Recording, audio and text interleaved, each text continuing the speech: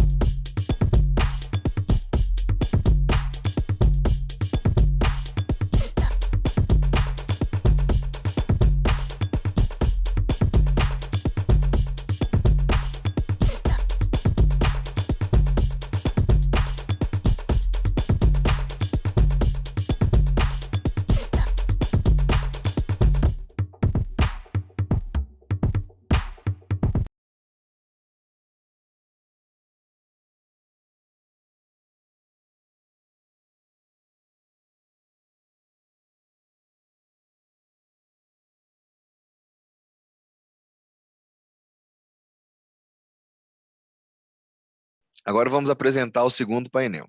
Informamos que a ferramenta permite que vocês façam perguntas aos palestrantes através do ícone Q&A. O mediador receberá as perguntas dentro do tempo do painel e tentará levar os palestrantes. Teremos agora a palestra com o tema Compliance Privado Benchmarking. Para coordenar as atividades da mesa de trabalhos e também apresentar o mini currículo dos palestrantes, convidamos a doutora Karine Eslar, parceira do escritório Jacó Coelho Advogados, presidente do MILA, Movimento por la Integridade em Latino-Americana, estratégia do CWC, Compliance Women Committee Latam, possui formação como DPO pela Escola Trádios, certificada em Ética e Compliance pela UCEMA, Universidade del SEMA, Buenos Aires, possui curso de interpretação das normas ISO 19.600 e 37.001 pela Boreal Veritas e curso em Ética e Compliance pelo INSPER. Mestre em Direito, Relações Internacionais e Desenvolvimento pela Pontifícia Universidade Católica de Goiás. Escritora, professora e palestrante. Karine, devolvo a palavra a você. Obrigada, Lucas. Gente, estou ainda extasiada com o nosso primeiro painel e certamente estaremos extasiadas também agora com a qualidade também das nossas próximas palestrantes. Eu quero convidar para compor a nossa mesa virtual a senhora Ágata Thiago, controller e compliance officer da Renapse, profissional com formação em ciências contábeis, especialista com experiência há 10 anos em controladoria e auditoria.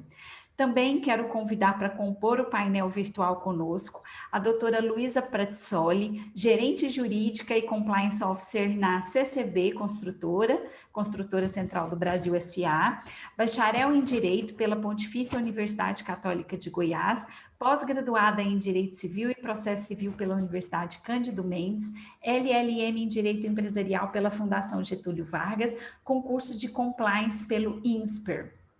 Quase que fomos colegas de curso no INSPER, eu e doutora Luísa. Bom, eu gostaria de começar, então, a nossa provocação conversando com a Ágata, que já tem uma boa experiência na implantação de programas de compliance na Renapse. Ágata, comenta um pouquinho conosco, com o nosso público desta manhã, como que está sendo a implantação do programa de compliance na Renapse com relação ao apoio da alta direção? E depois comenta conosco também um pouquinho sobre como vem sendo a receptividade dos colaboradores da Renapse com relação à adequação da organização ao programa de compliance. Muito obrigada desde já. Bom dia, obrigada pelo convite. Para mim é um prazer poder falar sobre um tema que está tão em voga, né? E fazendo uma pesquisa anteriormente, né, para entender melhor como que está o compliance no Brasil, né? E eu encontrei aqui a pesquisa do IBGC de 2020, ele fala que nas empresas de capital fechado, né, 56% das empresas com faturamento de acima de 1 bilhão já tem programa de compliance. E das empresas com menos capital, né, 35,6%. É um número bastante baixo, né? E a gente percebe que muito se deve pelo critério de investimento, né, e envolvimento da alta direção.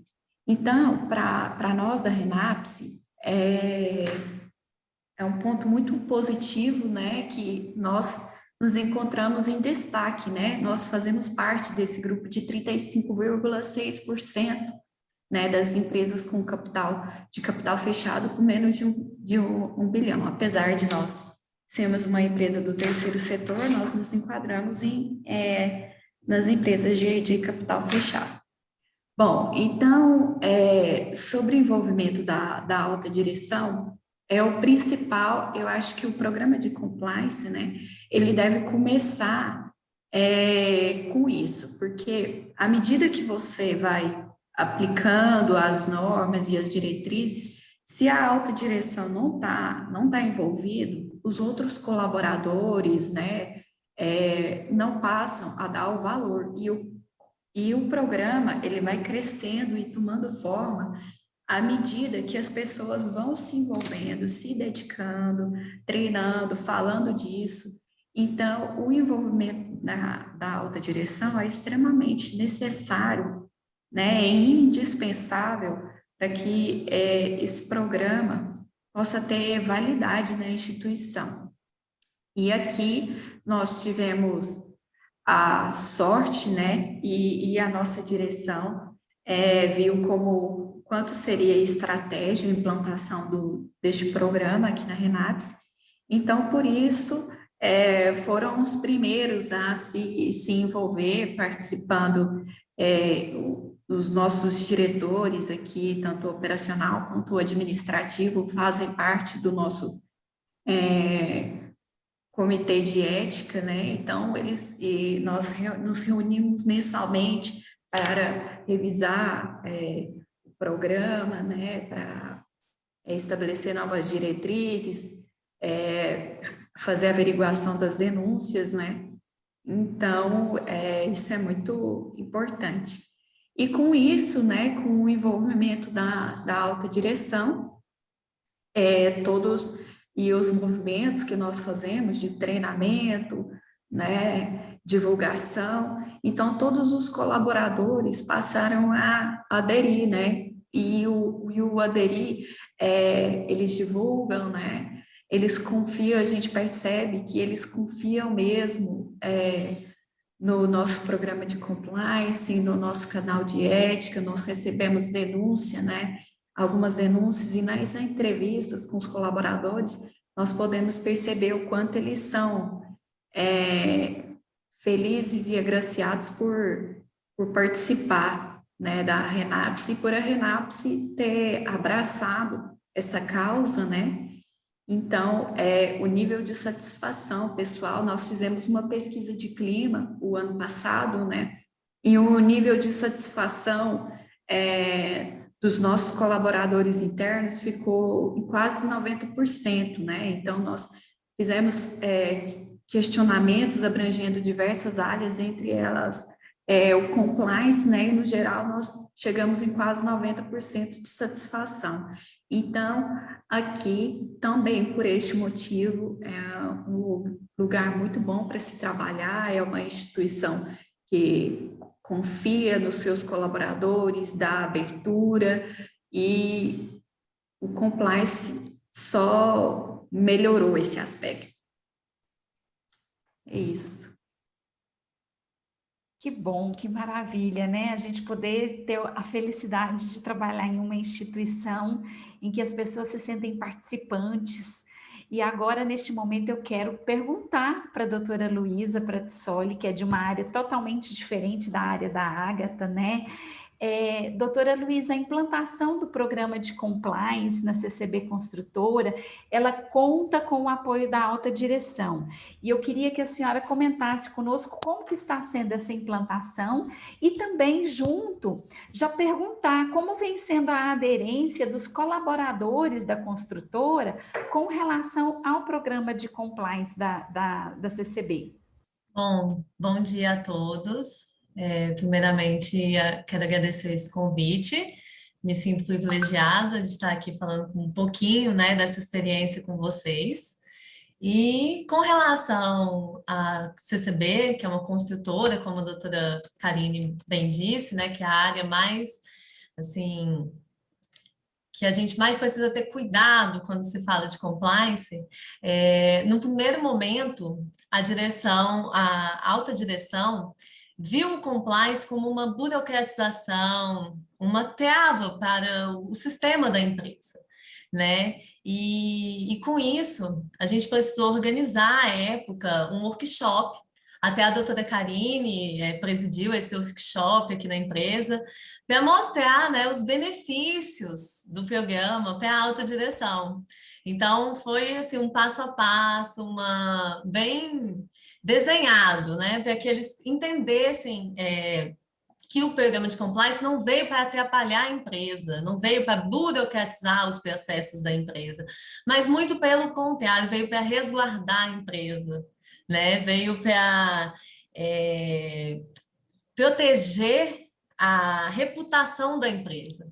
Então, nesse workshop, a gente demonstrou isso para os diretores de forma muito clara, que o programa de compliance, ele era uma proteção da reputação da empresa, ele podia diminuir os riscos de penalidades criminais para os executados, podia diminuir as multas civis para a empresa e para os executados.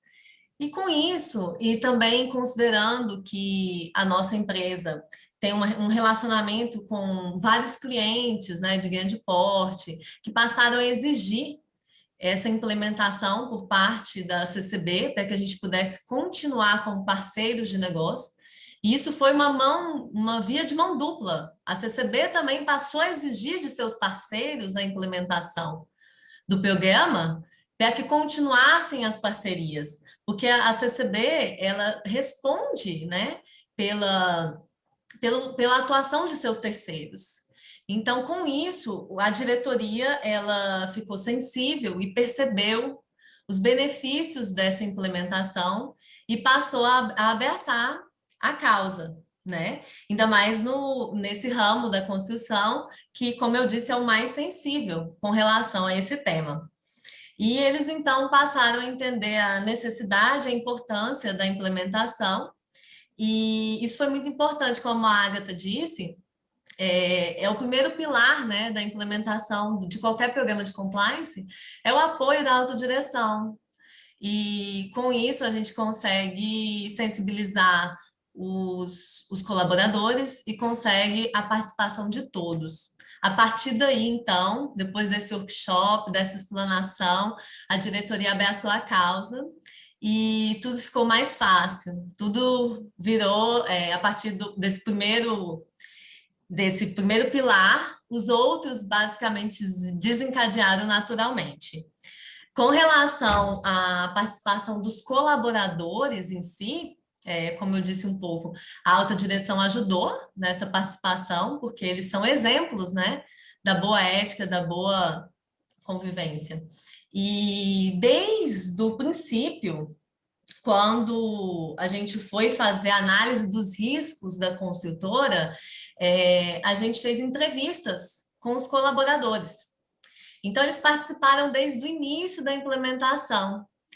A gente fez entrevista com cada área da construtora para entender um pouquinho de cada área, para conseguir identificar esses riscos, mapear os riscos da construtora, né? E mesmo eu estando aqui internamente, né, sendo do jurídico interno da CCB Construtora, é muito importante conhecer a estrutura da empresa, de todos os departamentos, de todos a gestão, porque por mais que a gente esteja aqui dentro, a gente não sabe o processo de trabalho de cada departamento.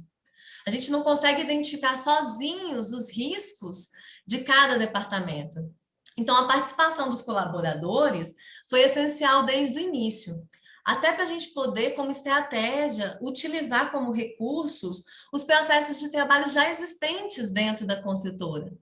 Então, às vezes a gente tem algum processo que já está implementado em algum departamento, por algum gestor, e não é nem de nosso conhecimento, que a gente pode trazer para dentro do compliance e utilizar isso como estratégia. Então, os colaboradores foram de fundamental importância desde dessa primeira entrevista que foi feita, e o mais interessante é que eles se sentiram parte dessa implementação, eles colaboraram com a implementação, com a elaboração do código, das políticas, e até mesmo achei interessante porque eu peguei algumas frases desses colaboradores que foram ditas durante as entrevistas e transcrevi no nosso código, na nossa página inicial do código.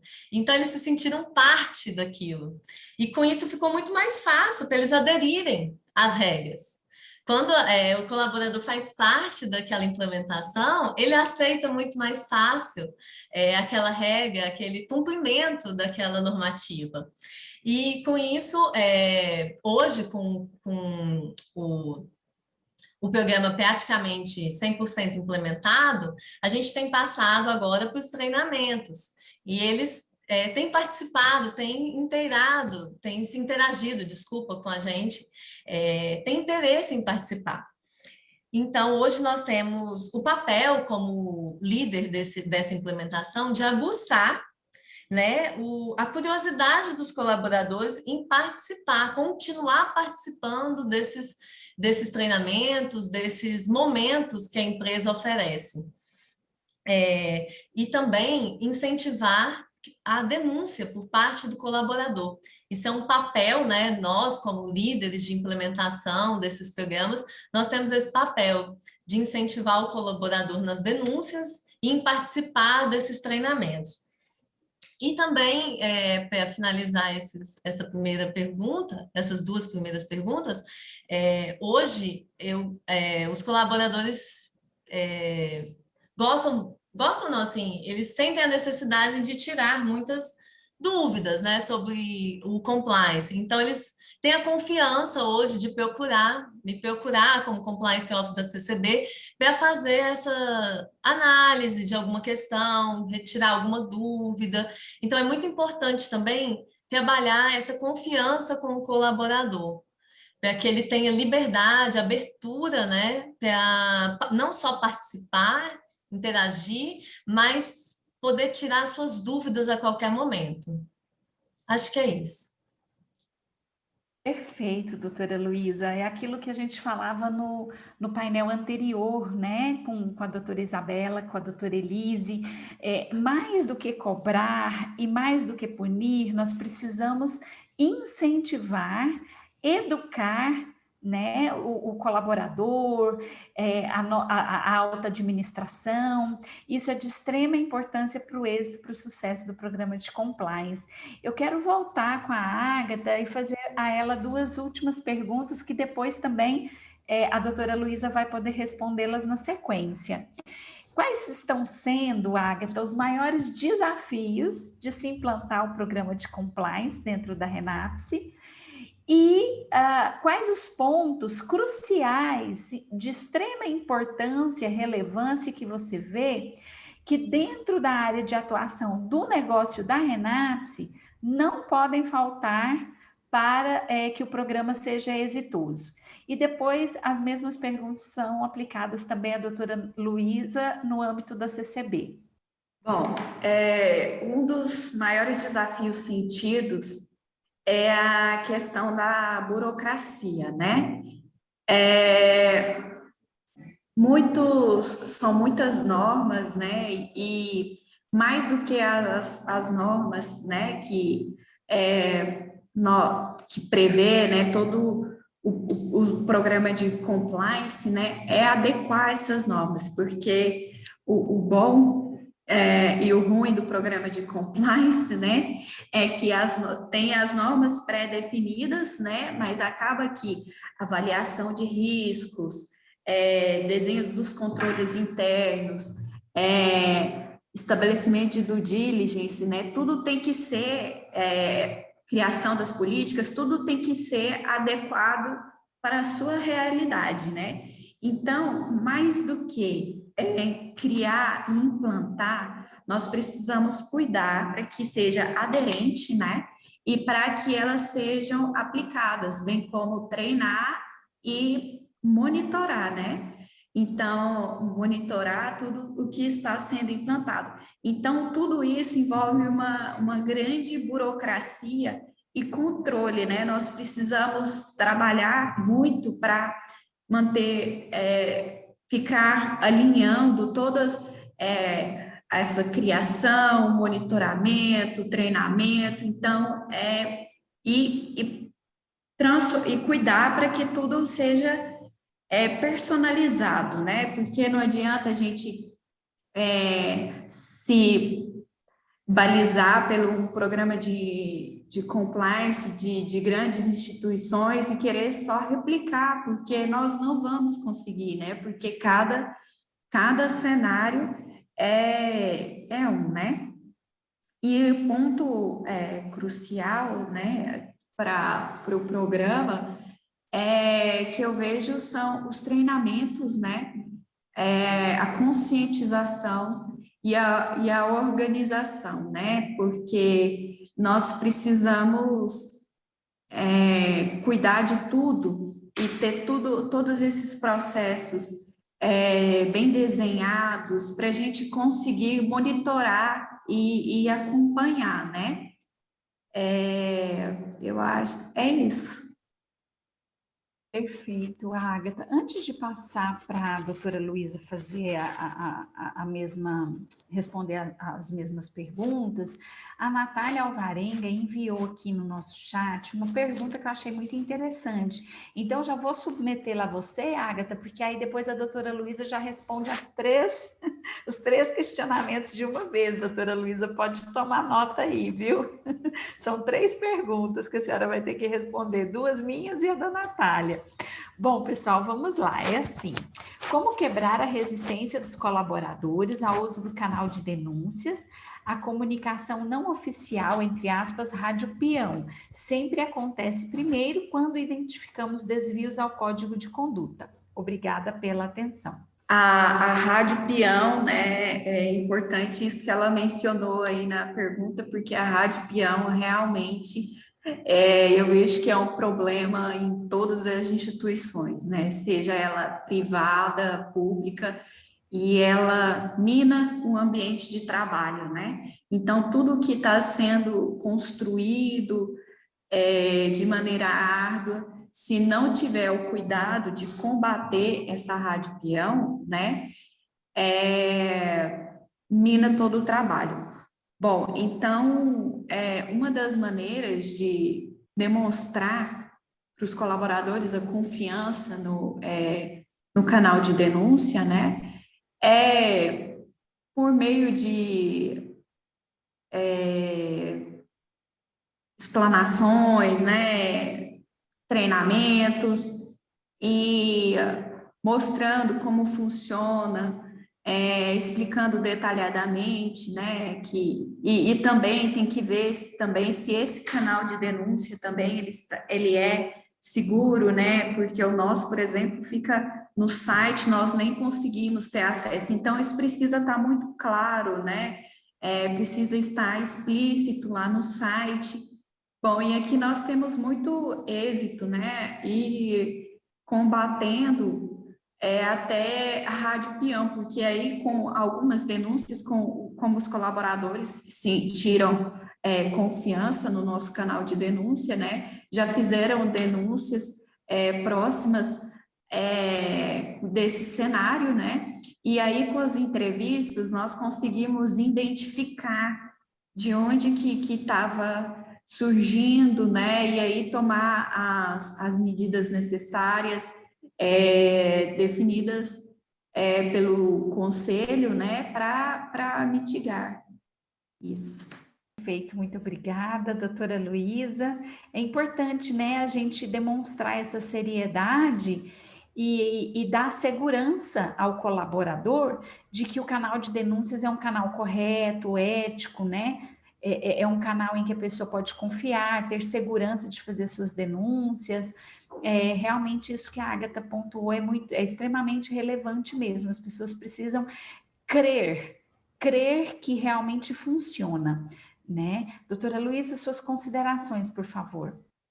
Bom, com relação à primeira pergunta sobre os maiores desafios, né, com a implementação hoje do compliance, como a Agatha bem disse, eu acho que um dos maiores desafios realmente é trazer a cara da empresa para o programa, né? Porque não basta copiar de outras instituições, como ela disse. Então, realmente, a participação, a entrevista com cada área é essencial para que o programa tenha a cara da empresa e seja específico para a empresa.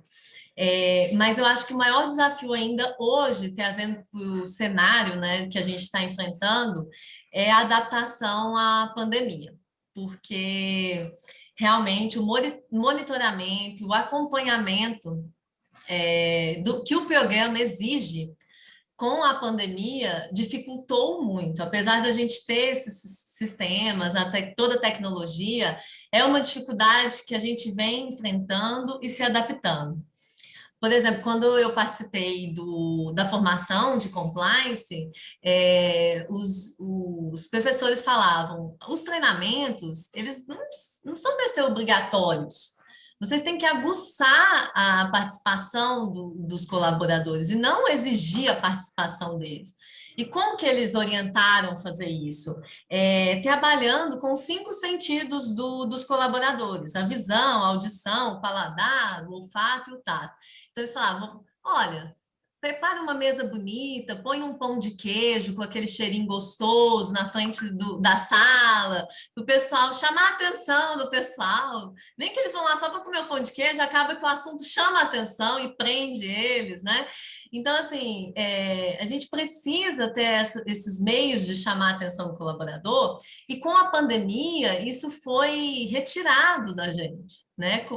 Como que eu vou fazer um pão de queijo num treinamento online? Então, é uma adaptação, né? A gente está tendo que se reinventar de como chamar a atenção do colaborador, de como fazer esses treinamentos produtivos, chamativos, né? Que não seja só uma palestra, que as pessoas saiam de lá sem participar, sem entender.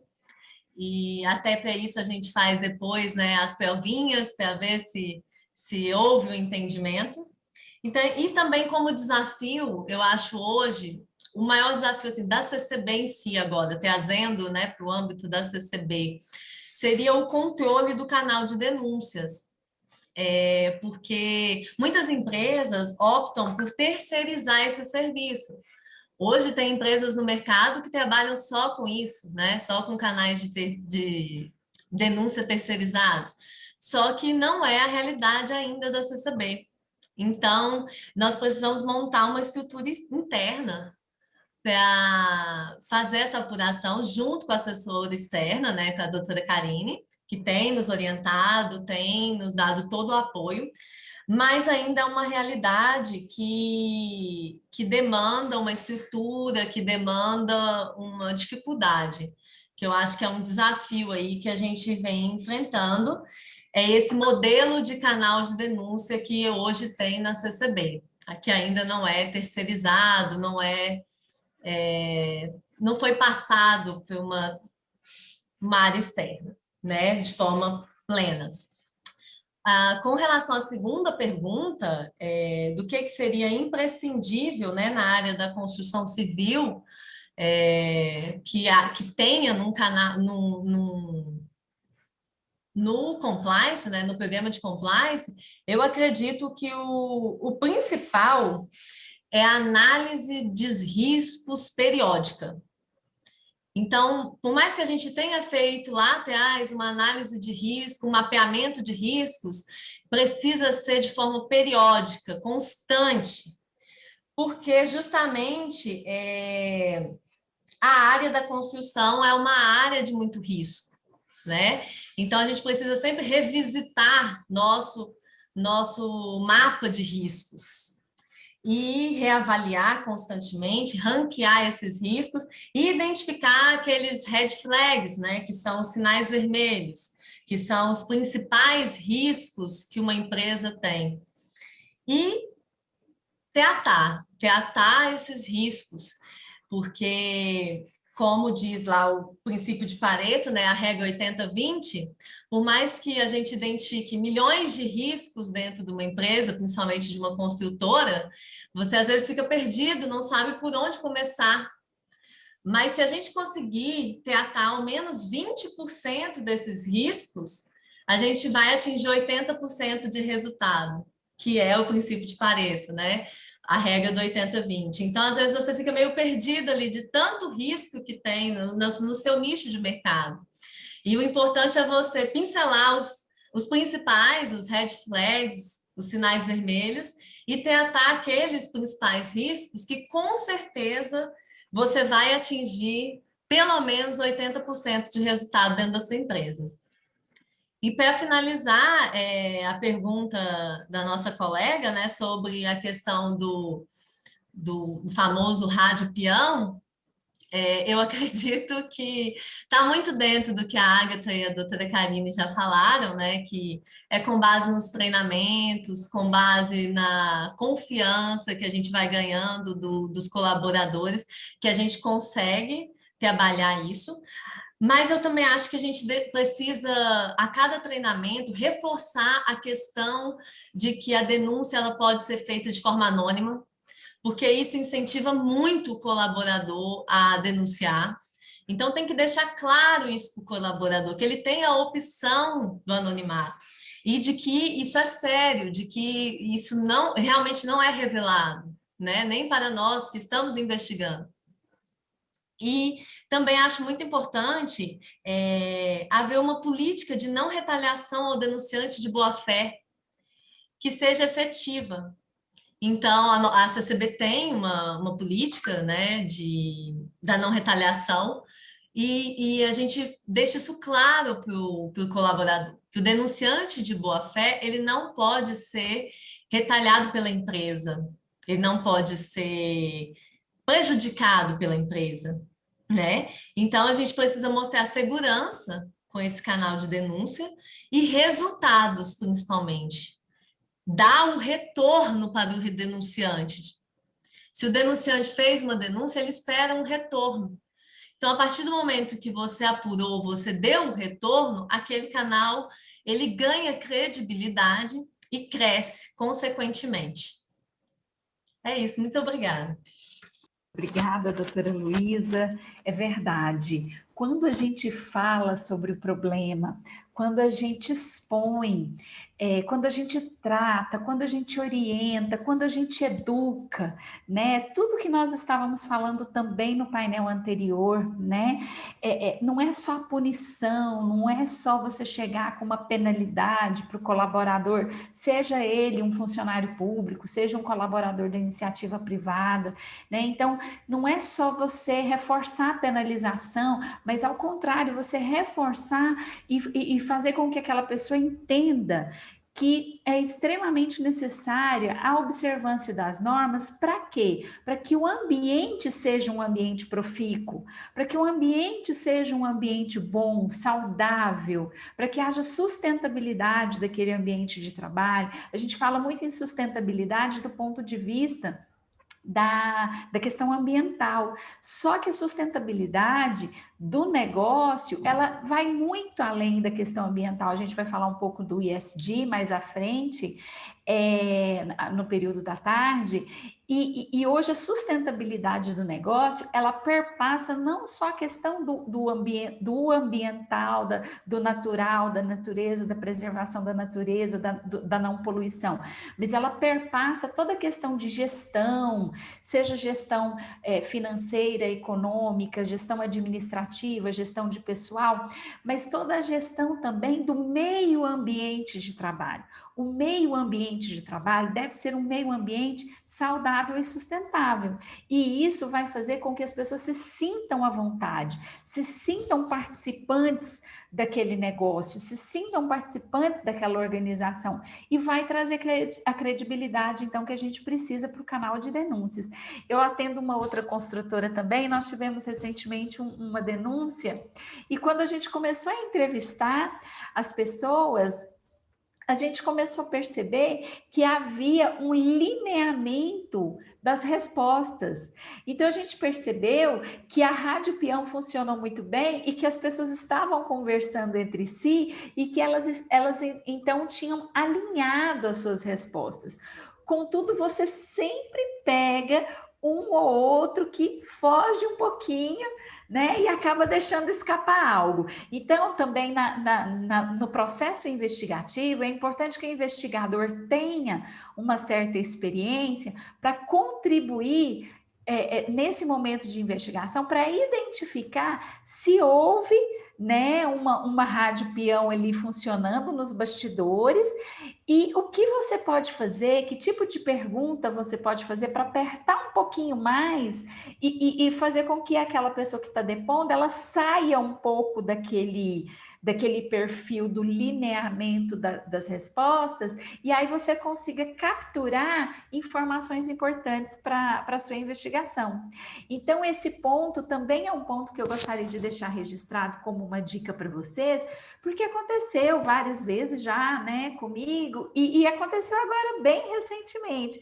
Então, assim, a gente consegue entender quando um depoimento, vários depoimentos, no caso, eles vão seguindo um linear, né, de respostas, e aí você começa a mudar, então, a forma de questionar, mudar a pergunta, e isso tira a pessoa daquela zona de conforto, porque ela já estava confortável com as respostas que ela daria, você tira aquela pessoa da zona de conforto e você consegue, então, obter informações imprescindíveis para a solução da sua investigação. Essa também é uma dica que eu gostaria de deixar. Nós temos aqui mais um comentário no chat. Ah, sim, é o pessoal dando os parabéns, né, pela atuação, pelo excelente evento, nós agradecemos. E eu quero, então, agora, neste momento, uma vez mais, agradecer a participação da Ágata, agradecer a participação da doutora Luísa e vou devolver a palavra ao Lucas para que ele faça a apresentação do próximo painel. Lembrando sempre a vocês que vocês podem depois direcionar perguntas. O nosso congresso ele estará disponível depois no canal Compliance e no YouTube, então vocês fiquem à vontade para depois dirigir perguntas também, assistir as palestras que porventura vocês perderem. Muito obrigada a vocês duas pelo excelente painel, pela excelente troca de ideias. Um grande abraço e Lucas, é contigo. Muito obrigado, doutora Karine. Agradecemos a participação dos palestrantes, mediadores e ao público. Pedimos que permaneçam conosco para continuar assistindo o nosso congresso.